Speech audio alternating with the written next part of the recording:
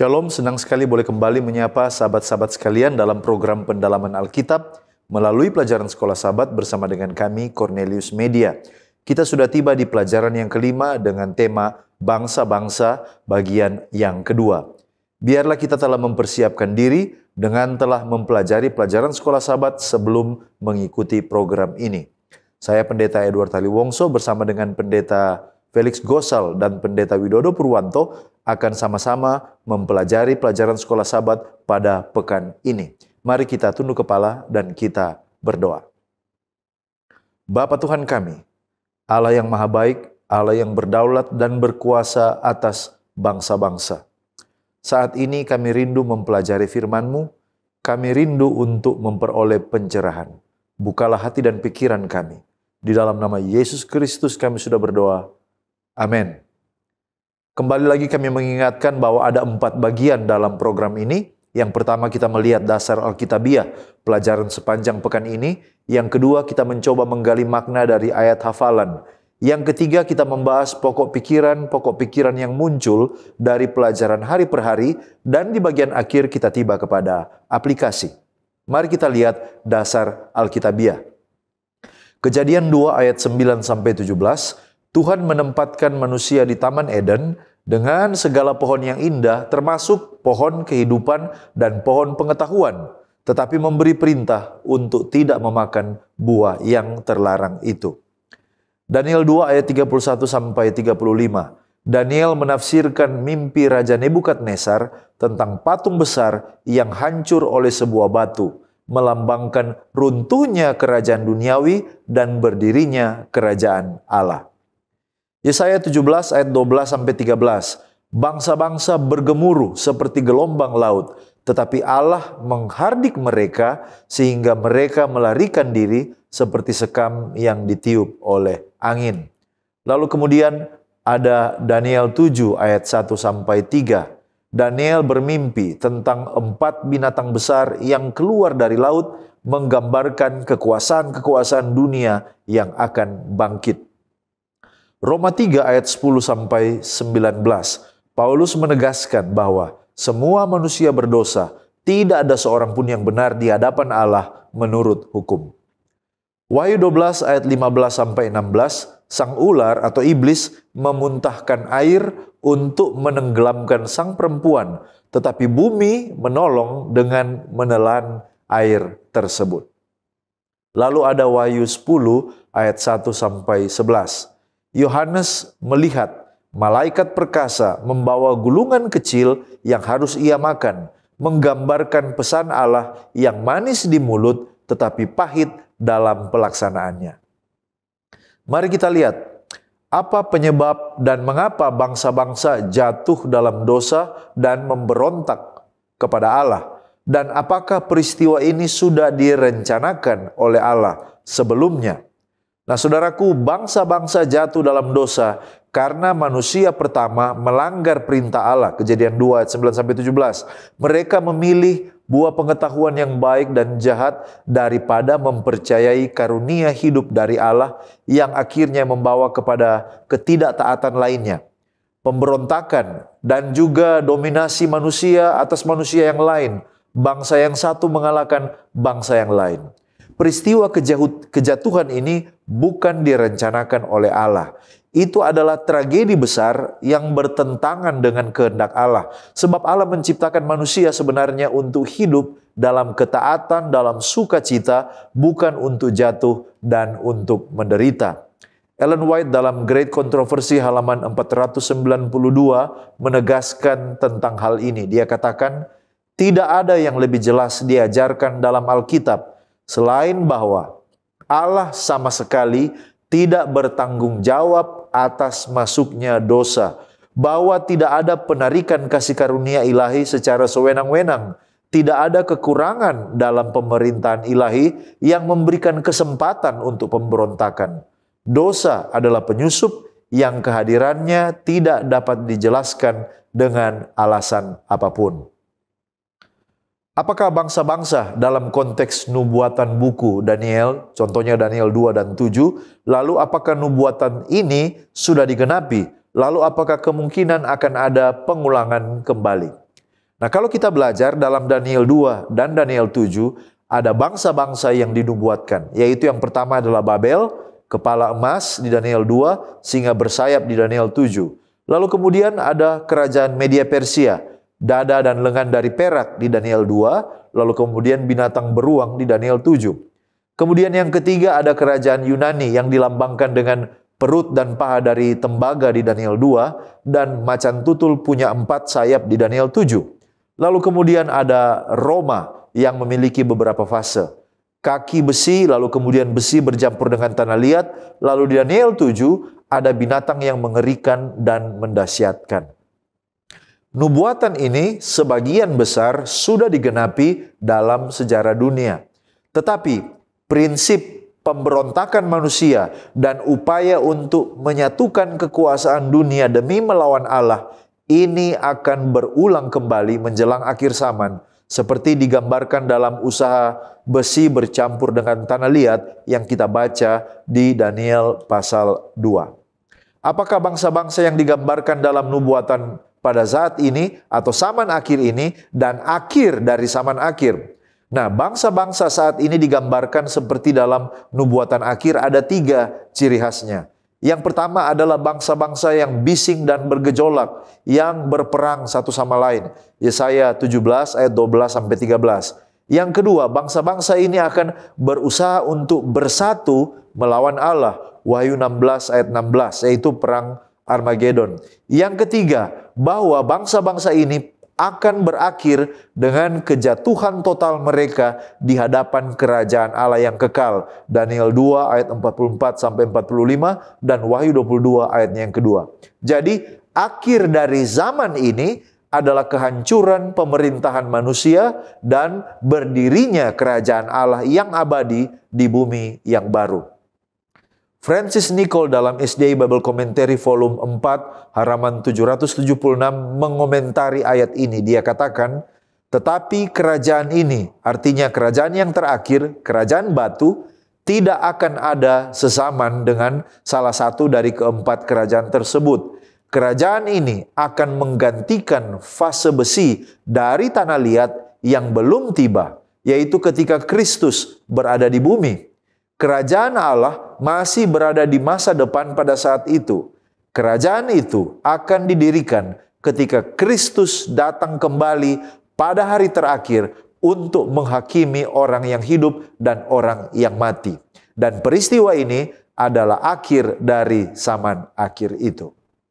Kita tiba pada ayat hafalan Mazmur 46 ayat 11. Di sana dikatakan, diamlah dan ketahuilah bahwa akulah Allah, aku ditinggikan di antara bangsa-bangsa, ditinggikan di bumi. Mari kita lihat apa konteks dan inti dari pelajaran yang bisa kita dapatkan dari perikop dalam Mazmur pasal 46 ayat 1 sampai 12. Nah, saudara, secara konteks Mazmur pasal 46 ini termaksud di dalam kategori nyanyian Sion, yaitu Mazmur pasal 46, 48 dan juga Mazmur pasal 76. Di mana nyanyian Sion ini adalah nyanyian yang menekankan perlindungan Allah atas Yerusalem. Ini adalah nyanyian Bani Korah yang merujuk pada peristiwa sejarah seperti pengepungan Asyur yang dicatat di dalam 2 Raja-Raja pasal 19, atau bisa saja krisis nasional lainnya yang dihadapi oleh orang-orang Israel, tetapi di sana mereka dapat melihat Allah kemudian menyelamatkan umatnya. Gambaran alam yang kacau di dalam pasal ini seperti gunung yang goncang, angin ribut, peperangan. Ini melambangkan kekacauan yang dihadapi oleh umat. Tetapi Allah digambarkan sebagai tempat perlindungan dan kekuatan. Kita bisa lihat itu di ayatnya yang kedua. Pesan utama dari Mazmur ini adalah percaya atau kepercayaan mutlak kepada kedaulatan Allah di tengah kekacauan. Nah, mari kita lihat konteks di dalam Mazmur pasal 46 ayat 11 ini. Siapa yang menyatakan nats tersebut dan kepada siapa ditujukan? Nah, mari kita lihat siapa yang menyatakan. Ayat 11 kita dapat melihat perkataan yang mengatakan, diamlah dan ketahuilah bahwa akulah Allah. Secara gramatikal dan konteks, maka kita dapat melihat bahwa ini adalah kata-kata yang berasal dari Tuhan sendiri yang berbicara langsung di dalam ayat ini. Nah, kepada siapa ini ditujukan? Ada dua penafsiran. Yang pertama, ini adalah kata-kata Tuhan kepada bangsa-bangsa yang menyerang atau musuh Allah itu sendiri. Di mana kata-kata ini adalah sebagai peringatan bahwa Tuhanlah yang berdaulat dan mereka harus menyerah kepada Dia. Dan yang kedua, kepada siapa kata-kata ini ditujukan? Kata-kata ini ditujukan kepada umat Allah sendiri, agar mereka berhenti dari kekhawatiran dan usaha manusiawi mereka, serta menyadari bahwa Allah adalah penguasa segala sesuatu. Van Gemeren di dalam Expositors Bible Commentary mengatakan bahwa Allah berbicara kepada musuh-musuh Israel dan umatnya sendiri, menuntut pengakuan universal atas kemahatinggiannya. Nah, kalau begitu apa pengertian dan maksud dari Mazmur pasal 46 ayat 11 ini? Nah, mari kita lihat frase diamlah ini datang dari kata rafah yang berarti tenang, berhenti, atau diminta untuk menghentikan ketakutan, kecemasan, berhenti berjuang atau berhenti berperang, di mana semuanya ini menyeratkan penyerahan total kepada Tuhan dan berhenti dari segala usaha manusia untuk mengendalikan situasi. Kemudian frase yang mengatakan ketahuilah bahwa akulah Allah menekankan pengenalan akan identitas Allah sebagai penguasa mutlak atas segala bangsa dan bumi. Sementara kalimat yang mengatakan aku ditinggikan di antara bangsa-bangsa, ditinggikan di bumi, ini menunjukkan bahwa Allah akan diakui, dimuliakan oleh semua bangsa, dan juga menegaskan kedaulatan universal Allah atas segala ciptaannya. Sekarang kita berpindah kepada pokok pembahasan perintah paling pertama. Dari siapa perintah paling pertama dan ditujukan kepada siapa? Perintah paling pertama menurut konteks pelajaran sekolah sahabat dicatat dalam Kejadian 2 ayat 16 dan 17. Nah, kalimat pertama dalam Kejadian 2 ayat 16, lalu Tuhan Allah memberi perintah ini kepada manusia, jelas menyatakan bahwa perintah itu berasal dari Tuhan. Tuhan Allah lah yang memberi perintah pertama itu dan ditujukan kepada manusia. Dalam hal ini Adam sesuai dengan kronologi penciptaan di Kejadian pasal yang kedua, di mana Adam diciptakan terlebih dahulu, kemudian Allah memberi perintah paling pertama itu kepadanya, dan baru sesudah itu Hawa diciptakan. Pertanyaannya sekarang ialah apakah perintah itu juga ditujukan kepada pihak yang saat itu tidak mendengar dan belum ada, dalam hal ini adalah Hawa? Jawabannya ialah ya.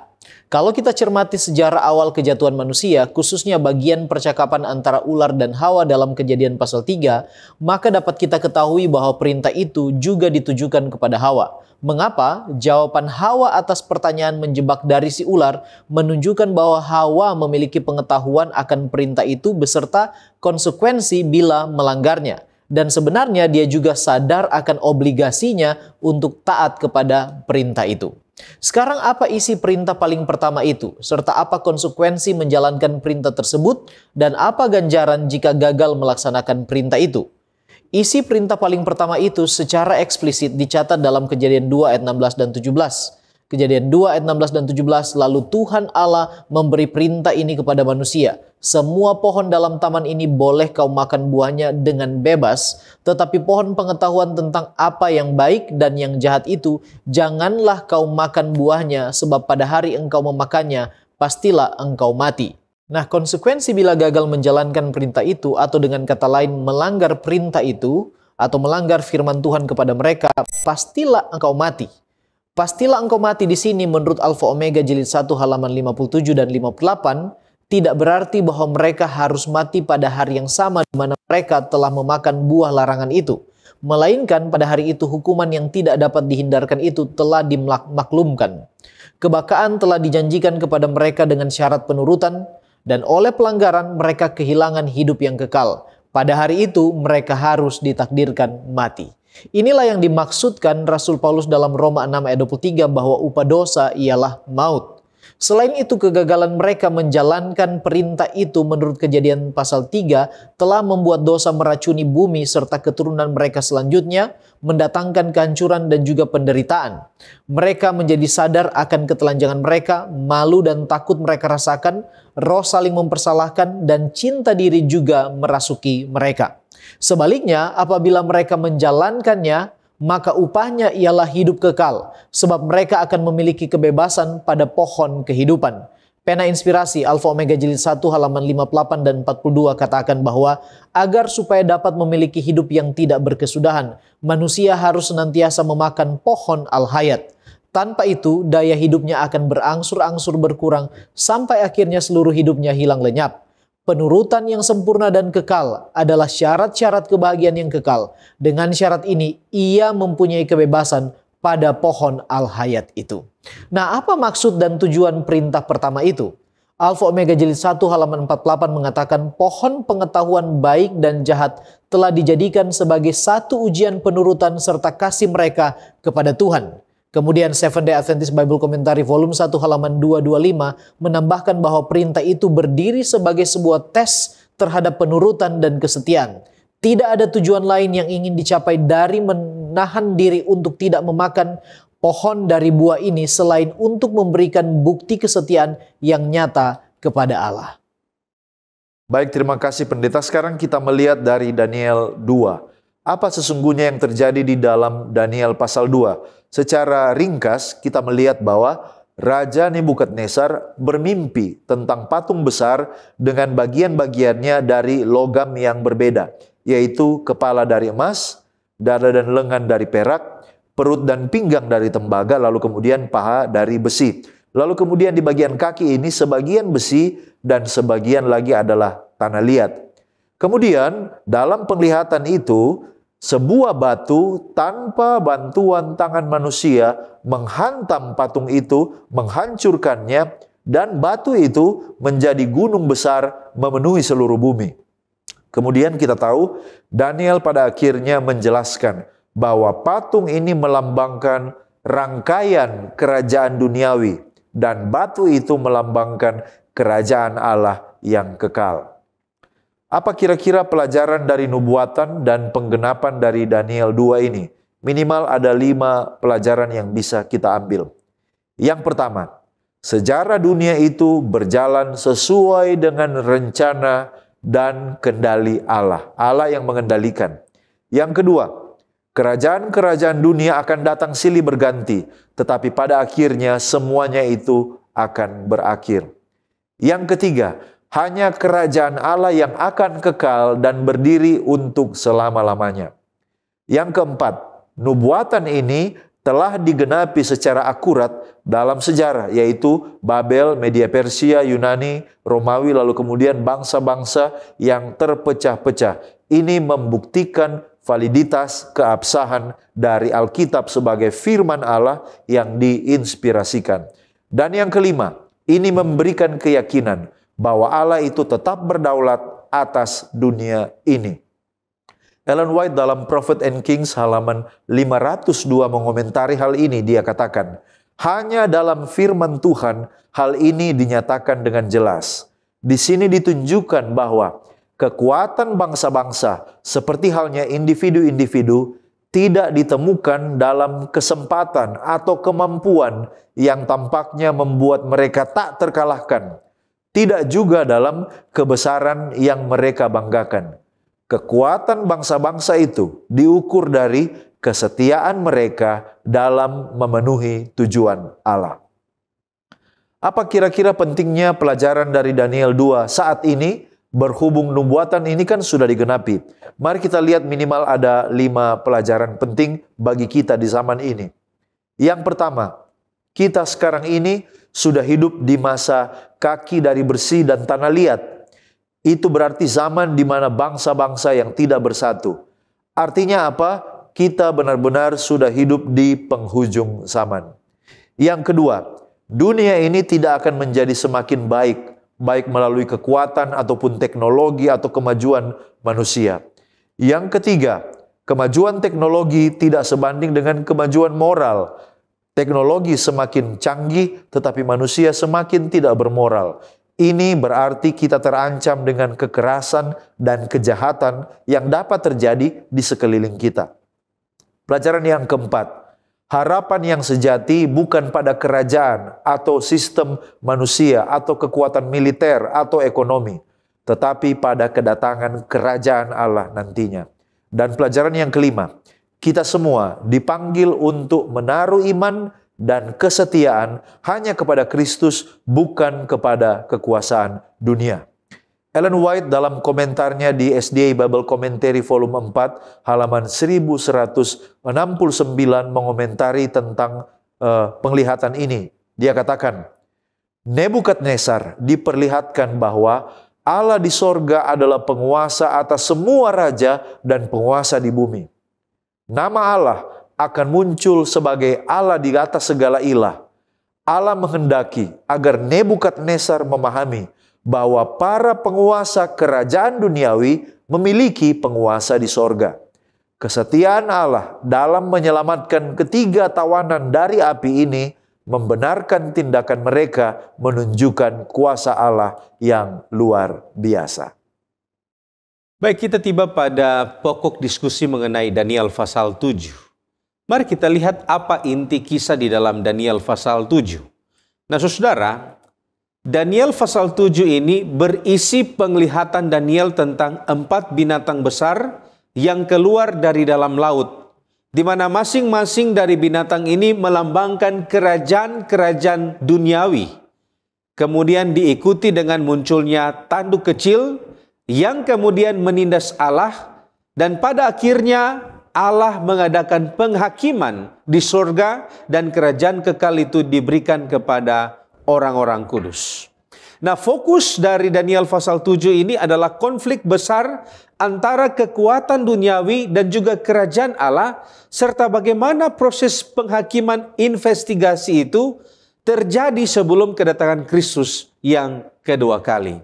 Nah, saudara, mari kita lihat apa persamaan dan perbedaan antara Daniel pasal 2 dan Daniel pasal 7. Pertama-tama persamaan. Kalau kita melihat persamaan antara kedua pasal ini, maka kita akan dapati jika kedua pasal ini membahas urutan kerajaan dunia yang sama, yaitu Babylon, Media Persia, Yunani, kemudian Roma. Dan kedua pasal ini berakhir dengan kerajaan Allah yang kekal. Sementara apa perbedaan dari Daniel pasal 2 dan juga Daniel pasal 7? Beberapa scholars Advent seperti Dokan mengatakan bahwa Daniel pasal 7 mengembangkan detail yang tidak ada di dalam Daniel pasal 2, khususnya tentang tanduk kecil dan penghakiman surgawi. Kemudian William Shea, dia mengatakan bahwa perubahan simbol dari logam di dalam Daniel pasal 2 menjadi binatang buas di dalam Daniel pasal 7 menunjukkan pergeseran dari nilai material ke dalam karakter moral kerajaan tersebut. Kemudian Shea menambahkan jika Daniel pasal 2 ini menekankan urutan kronologis sederhana, sementara Daniel pasal 7 menekankan sifat penindasan dari kerajaan-kerajaan tersebut dan juga intervensi Allah di dalam penghakiman. Gerald Vandal mengatakan bahwa Daniel pasal 7 ini memberikan detail yang lebih banyak tentang kerajaan yang keempat, khususnya fase tanduk kecil, termaksud penganiayaan terhadap umat Allah dan perubahan hukum dan waktu. Nah, kalau begitu apa pelajaran dari nubuatan Daniel pasal 7? Ada beberapa pelajaran. Yang pertama, kita harus mengerti bahwa di dalam pasal ini ditekankan tentang Allah yang berdaulat atas sejarah manusia. Meskipun kerajaan-kerajaan dunia menindas umat Allah, tetapi Allah tetap mengontrol jalannya sejarah. Kemudian pelajaran yang kedua, ada pelajaran tentang ujian umat Allah. Kekuatan anti Tuhan, anti-Kris akan menindas umat Allah. Daniel pasal 7 ayat 25. Tetapi mereka kemudian akan dihukum. Daniel pasal 7 ayat 26. Pelajaran yang ketiga tentang pelajaran mengenai penghakiman surgawi. Allah memulaikan penghakiman investigasi yang terjadi sebelum kedatangan Yesus untuk menentukan siapa yang setia dan nantinya akan masuk dalam kerajaan surga. Early Writing halaman 254 mengatakan penghakiman di Daniel pasal 7 adalah penghakiman pra-advent yang menentukan nasib setiap manusia sebelum kedatangan Yesus. Pelajaran yang keempat dari Daniel pasal 7 adalah pelajaran mengenai kemenangan akhir dari Allah dan umatnya, di mana kerajaan kekal itu diberikan kepada orang-orang kudus, kepada mereka yang tetap setia. Nah, kalau begitu, apakah relevansi antara nubuatan dalam Daniel pasal 7 dengan zaman kita saat ini? Nah, saudara, ada beberapa hal yang dapat kita lihat bagaimana nubuatan Daniel pasal 7 ini masih relevan dengan kehidupan kita saat ini. Yang pertama, kita hidup dalam masa penghakiman. Kita tahu bahwa sejak 1844 kita berada pada masa penghakiman investigasi, yaitu hidup kita saat ini diperiksa di dalam atau di hadapan Allah. Itu sangat relevan dengan apa yang kita baca di dalam Daniel pasal 7. Kemudian relevansi yang kedua adalah tentang peringatan terhadap kompromi iman. Nah, kita telah belajar bahwa tanduk kecil ini mewakili penyesatan religio-politik. Hari ini umat Allah dipanggil untuk tetap setia pada firman Allah, bukan pada tradisi manusia. Kemudian yang ketiga, yaitu relevansi mengenai keyakinan dalam kemenangan akhir. Meskipun dunia tampak kacau, Allah akan mendirikan kerajaannya dan orang-orang yang setia akan memerintah bersama dengan Allah. Dan yang keempat adalah panggilan untuk bersiap, bersedia. Ini adalah peringatan kepada umat untuk hidup dalam pertobatan dan kesetiaan. Karena keputusan kekal saat ini sementara dibuat. Terima kasih pendeta, kita pindah pada pokok pembahasan between land and sea atau antara bumi dan laut. Apakah yang digambarkan dengan land, earth, water, sea, and wind atau tanah, bumi, air, dan juga laut, serta angin dalam nubuatan kitab Wahyu? Menurut Seventh-day Adventist Bible Commentary volume 7 halaman 820, tanah atau bumi dalam kitab Wahyu menggambarkan wilayah yang jarang dihuni atau bangsa yang diwakili tidak akan muncul melalui perang atau penaklukan, tetapi akan berkembang menjadi besar di wilayah dengan sedikit penduduknya. Ranko Stefanovic dalam Revelation of Jesus Christ halaman 405 mengatakan bahwa bumi dalam kitab Wahyu awalnya berfungsi sebagai simbol positif karena merujuk pada Wahyu 12 ayat 15 dan 16. Ketika bumi menolong perempuan itu dengan membuka mulutnya dan menelan air bah yang mengalir dari mulut si naga. Dan hal ini juga mengacu pada pengalaman bangsa Israel di padang gurun, di mana tanah atau bumi terbelah dan menelan Korah, Datan, dan Abiram akibat pemberontakan mereka menurut Bilangan 16 ayat 32, 26 ayat 10, Ulangan 11 ayat 6, serta Mazmur 116 ayat 17. Namun pada akhirnya bumi dalam Wahyu 13 melambangkan suatu kekuatan politik dan sosial yang akan menindas dan menganiaya umat Allah atau gerejanya. Sedangkan air atau laut dalam kitab Wahyu menurut sumber yang sama, halaman 385, melambangkan bangsa-bangsa yang jahat atau kafir yang menyerang dan menganiaya umat Allah. Orang Israel sebagaimana dicatat dalam Mazmur 69 ayat 1 dan 2, Mazmur 124 ayat 2 sampai 5. Sungai Efrat juga dalam Wahyu pasal 16 ayat 12 dan 17 ayat 15 menggambarkan upaya setan menyerang gereja Allah atau umat Allah dengan penipuan dan pengajaran palsu. Laut juga bisa melambangkan tempat tinggalnya monster laut menurut Ayub pasal yang ke-26 ayat 12 sampai 13, Mazmur 74 ayat 13 dan 14, Yesaya 27 ayat 1 dan Yehezkiel 32 ayat 2 yang menggambarkan kekuatan sosial dan politik untuk menyerang umat Allah. Bagaimana dengan angin? Ranko Stefanovic, Revelation of Jesus Christ halaman 256-257 mengatakan bahwa angin dalam perjanjian lama melambangkan kekuatan yang merusak yang merupakan agen-agen Allah. Angin adalah kereta-kereta Allah menurut Yeremia pasal 4 ayat 13. Allah datang dengan kereta-keretanya seperti angin puyuh untuk melaksanakan penghakiman menurut Yesaya 66 ayat 15 dan 16. Yeremia mengumumkan penghakiman yang akan datang atas Yerusalem sebagai angin yang menghanguskan dari tempat yang gundul di padang gurun. Yeremia 4 ayat 11 dan 12, 23 ayat 19 dan 20 serta 51 ayat 1 dan 2. Angin Tuhan datang dengan amarahnya menimpa kepala orang fasik. Menurut Yeremia pasal 23 ayat 19, 30 ayat yang ke-23. Hosea juga berbicara tentang angin Tuhan yang datang dari padang gurun untuk menghancurkan kesuburan tanah. Menurut Hosea 13 ayat 15. Demikianlah angin dalam kitab Wahyu menggambarkan kekuatan penghakiman Allah yang menghancurkan, khususnya dalam Wahyu pasal yang ke-7. Sekarang dalam konteks Wahyu pasal 12 dan 13. Apakah peristiwa yang terjadi di bumi dan di air atau laut yang digambarkan dalam buku Wahyu tersebut? Dan apa pelajarannya bagi kita di zaman akhir ini? Wahyu 12 ayat 1 dan 2 merupakan wanita berselubungkan matahari yang merupakan umat Tuhan. Awalnya Israel, kemudian gereja Kristen. Kemudian ayat yang ketiga dan 4 pasal yang ke-12. Naga merah adalah setan bekerja melalui kekaisaran Romawi. Ia ingin membunuh Mesias, Yesus saat lahir melalui Herodes. Kemudian ayat yang kelima, Wahyu pasal 12. Anak laki-laki itu merupakan Yesus Kristus yang naik ke tahta Allah. Kemudian ayat yang ke-6, pasal 12. Wanita lari ke padang gurun, yaitu gereja atau umat Allah yang setia, yang bersembunyi selama 1260 tahun, yaitu masa kegelapan atau penganiayaan dari tahun 538 sampai 1798, selama masa supremasi dari. Kemudian ayat yang ke-7 sampai 9. Wahyu pasal 12 merupakan sejarah pertentangan besar. Perang terjadi di sorga antara Kristus dan setan yang mengakibatkan setan harus diusir dari sorga. Kemudian ayat yang ke-10 sampai 12, Wahyu pasal 12, kemenangan Yesus disalib. Jadi ini menceritakan kemenangan. Kemudian ayat 13 sampai 16, periode penganiayaan selama Dark Ages dan bumi menolong wanita atau gereja atau umat Allah.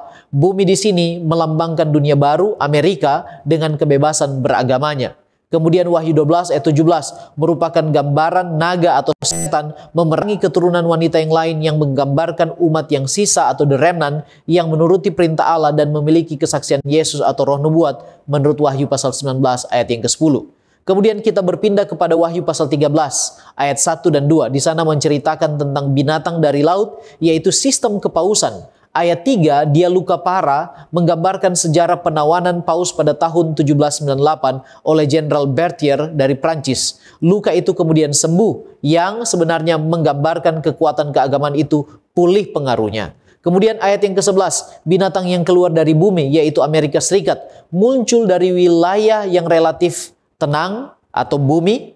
Kemudian di sana dia punya 2 tanduk seperti anak domba, yang menggambarkan prinsip kebebasan sipil dan agama. Tapi kemudian ia akan berbicara seperti naga atau memiliki kekuasaan untuk menindas. Ayat 12, Wahyu pasal 13.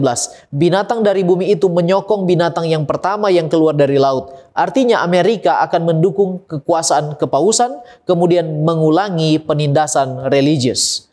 Wahyu pasal 13 ayat 13 dan 14 melakukan mujizat palsu di sana menggambarkan bentuk penyesatan rohani yang bisa dihubungkan dengan spiritualisme atau kuasa-kuasa yang gaib.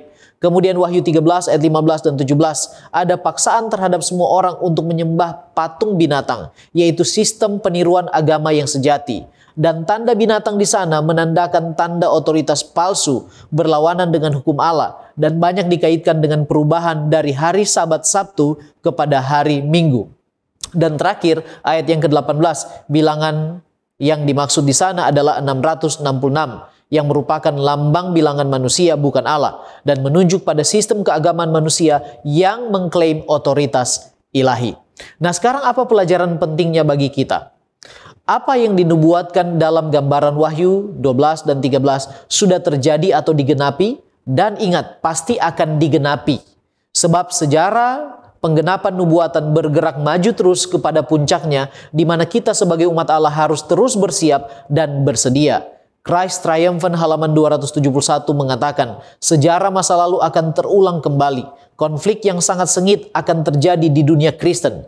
Orang-orang yang tidak setia kepada perintah-perintah Allah yang hidup akan, karena merasa dirinya penting, diilhami oleh iblis untuk berperang melawan orang-orang yang mengikut anak domba Allah yang menghapus dosa dunia. Hasilnya adalah manusia akan menjadi tidak manusiawi dalam tindakan mereka terhadap orang lain. Kemudian yang kedua, kita perlu terus berhati-hati sebab Ketika manusia ingin memerintah dirinya sendiri, maka akan tercipta kekacauan dan penganiayaan. Dan ini sudah diperingatkan di dalam 2 Timotius 4 ayat yang ketiga. Karena akan datang waktunya, orang tidak dapat lagi menerima ajaran sehat, tetapi mereka akan mengumpulkan guru-guru menurut kehendaknya untuk memuaskan keinginan telinganya. Baik, terima kasih pendeta. Sekarang kita melihat di bernubuat lagi. Apa nubuatan tentang sebuah pergerakan pada zaman ini dalam konteks Wahyu pasal 10 ayat 1 sampai 11? Lalu apa pelajarannya bagi kita, bagi gereja sekarang ini? Mari kita lihat secara ringkas nubuatan dalam Wahyu pasal 10 ayat 1 sampai 11. Di sana ada malaikat besar membawa kitab kecil yang terbuka. Dan ini dipahami sebagai kitab Daniel yang dahulu dimeteraikan, tetapi sekarang ini pengetahuan tentang kitab Daniel yang dimeteraikan itu semakin terbuka kepada pemahaman manusia. Yang berikut, ada malaikat berdiri di atas laut dan juga darat. Ini adalah simbol jangkauan global dari pekabaran ini, baik di darat maupun juga di laut. Lalu kemudian, Yohanes dikatakan memakan kitab itu. Dan ketika dia makan, itu manis di mulut, tetapi pahit di perut. Dan bagi gereja Masih Advent hari ke-7, mempercayai bahwa ini melambangkan pengalaman gerakan Advent pada waktu masa-masa awal. Mereka penuh dengan sukacita saat menantikan kedatangan Yesus, tetapi pahit saat Yesus tidak jadi datang. Kita sebut ini dengan the great disappointment, atau kekecewaan yang besar di tahun 1844. Ellen White dalam buku Maranatha halaman 18 mengomentari tentang kekecewaan ini. Dia katakan, pekabaran ini mengumumkan akhir dari periode nubuatan. Kekecewaan dari mereka yang berharap untuk melihat Tuhan kita pada tahun 1844. Sungguh pahit bagi mereka yang telah begitu bersemangat menantikan penampakannya. Kekecewaan ini harus terjadi atas pengaturan Tuhan. Lalu kemudian, di dalam nubuatan ini dikatakan ada sebuah perintah, yaitu untuk harus bernubuat lagi. Ini menunjukkan bahwa setelah kecewa, ada misi global yang harus dilanjutkan.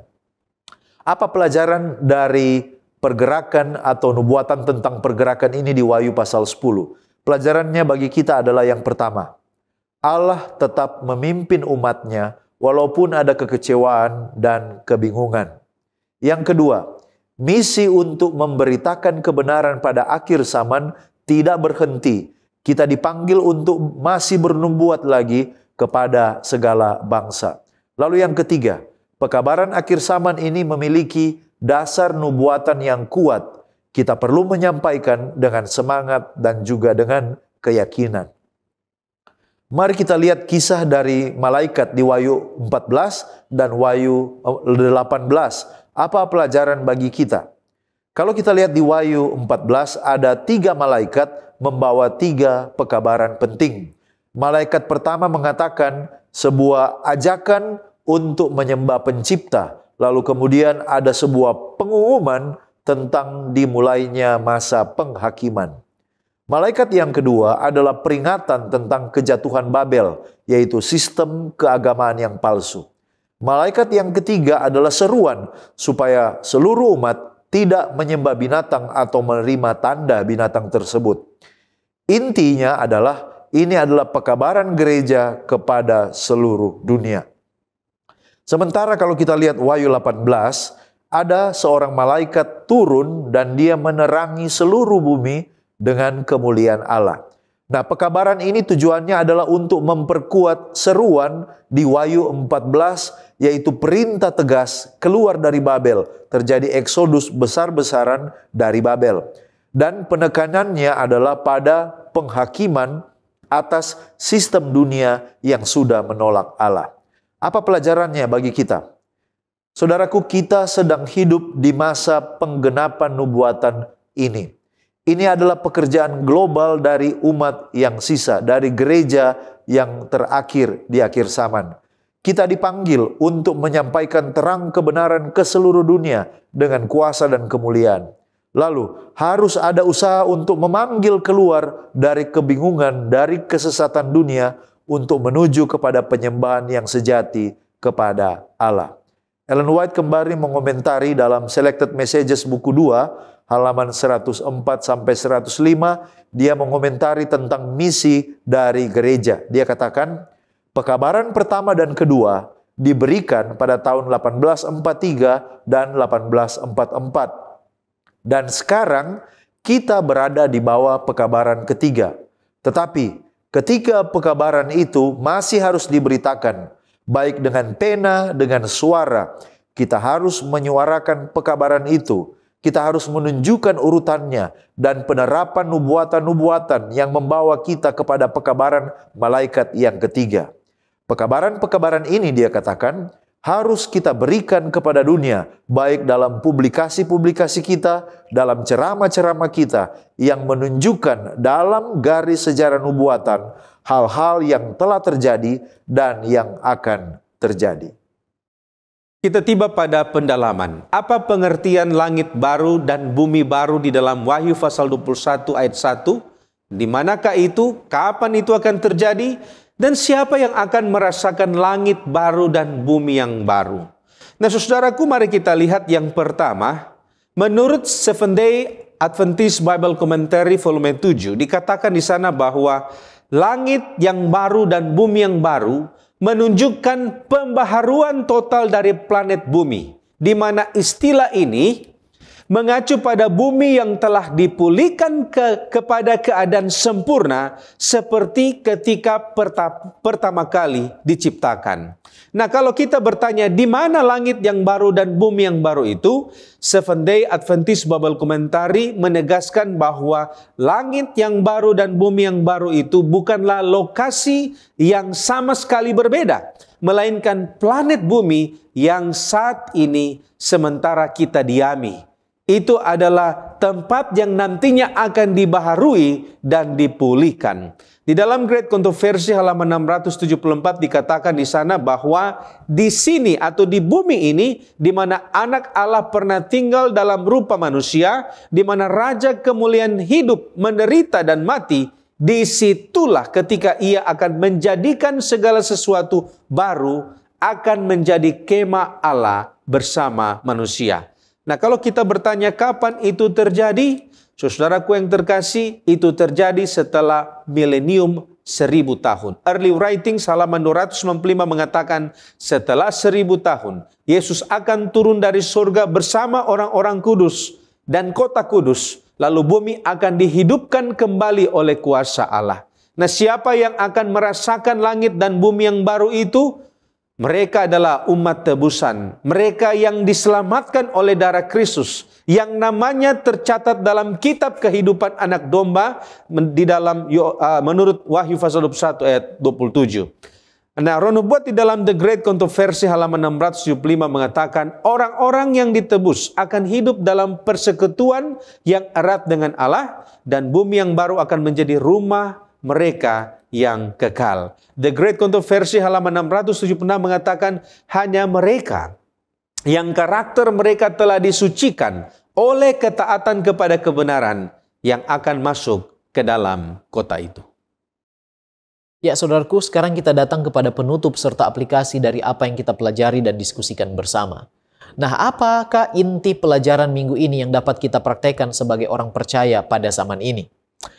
Akhir sejarah dunia akan segera tiba dan kita sebagai umat Allah yang sisa berada di tengah-tengah pertikaian besar antara Kristus dan setan. Kita akan mengalami berbagai tekanan, serangan, penipuan, penderitaan, bahkan penganiayaan sampai mati. Namun dalam pertentangan itu, Allah lah yang menjadi pemenangnya. Itulah sebabnya Mazmur 46 ayat 11 katakan, "Diamlah dan ketahuilah bahwa akulah Allah. Aku ditinggikan di antara bangsa-bangsa, ditinggikan di bumi." Jadi kita harus tekun dalam doa dan belajar firman Allah, sebab itu adalah apa yang harus kita praktekkan pada zaman ini. Teruslah berseru dan bersandar kepadanya, maka kita akan menang. Kegagalan Adam dan Hawa tidak boleh kita ulangi, saudaraku. Kita harus terus percaya dan berpegang erat pada firman-Nya, maka firman-Nya akan menolong kita menang terhadap tipu daya si jahat. Signs of the Times, 8 November 1899 mengatakan, setan akan membangkitkan kemarahan orang-orang Kristen yang murtad terhadap umat yang sisa, yang rendah hati, yang dengan sabar menolak untuk menerima kebiasaan dan tradisi yang salah. Dibutakan oleh pangeran kegelapan, para rohaniawan atau agamawan populer hanya akan melihat apa yang ia lihat dan merasakan apa yang ia rasakan. Kebebasan hati nurani yang telah mengorbankan banyak pengorbanan tidak akan lagi dihormati. Gereja dan dunia akan bersatu dan dunia akan meminjamkan kekuatan kepada gereja untuk menghancurkan hak umat untuk menyembah Allah sesuai dengan firman-Nya. Tetapi jika umat Allah mau menaruh kepercayaan kepadanya, kepada Allah, dan dengan iman bersandar pada kuasanya, kuasa Allah, maka alat-alat iblis akan dikalahkan pada zaman kita ini, sama hebatnya seperti pada zaman Mordekai.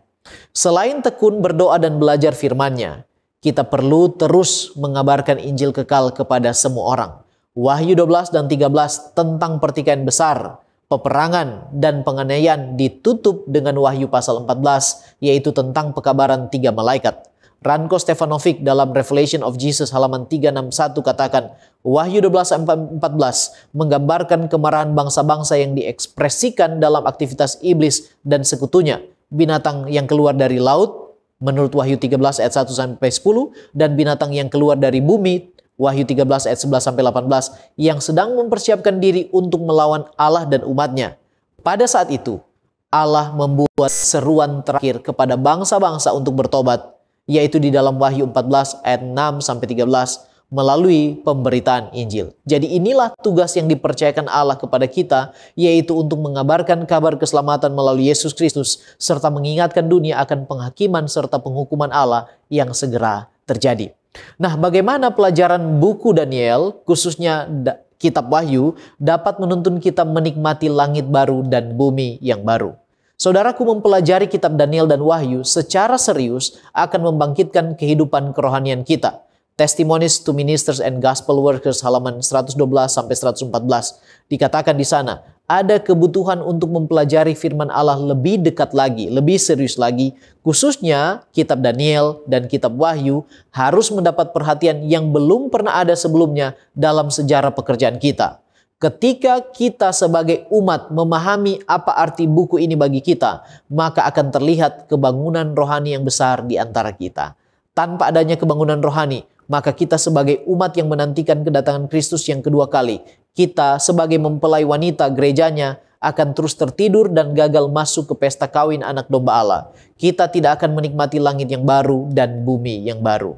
Yang lebih penting ialah bahwa pusat dari kitab Daniel, lebih khusus kitab Wahyu, ialah Yesus Kristus. Wahyu 1 ayat 1 katakan, inilah wahyu Yesus Kristus. Itulah sebabnya pena inspirasi dalam Testimonies to Ministers and Gospel Workers halaman 118 mengatakan, biarlah Daniel berbicara, biarlah Wahyu berbicara, dan mengatakan tentang kebenaran. Tetapi pada tahap manapun dari topik yang disampaikan, angkatlah Yesus sebagai pusat dari segala pengharapan. Jadi biarkan Yesus berbicara, sebab dialah jalan dan kebenaran dan hidup yang dapat menuntun kita kepada Bapa, kepada hidup yang kekal di langit yang baru dan bumi yang baru. Mari kita tunduk kepala dan berdoa. Bapa kekal Allah kami yang bertahta di sorga, kami bersyukur Engkau baik dalam hidup kami. Engkau masih memberi kesempatan kepada kami untuk belajar dari firman-Mu. Kiranya apa yang telah kami diskusikan dan pelajari, ya Tuhan, boleh Engkau meteraikan di dalam hati dan pikiran kami, dan oleh pertolongan Roh Kudus kami memahaminya, kami mampu mempraktekannya di dalam kehidupan kami sehari-hari, sambil kami bersedia, bersiap menantikan kedatangan Tuhan yang kedua kali. Bapa, tolong kami sebab kami lemah. Kiranya Tuhan memberkati kami semua dan mengampuni kami dari dosa dan pelanggaran kami. Sebab doa ini kami panjatkan hanya kepada Yesus Kristus, Tuhan penebus kami yang hidup. Haleluya. Amin.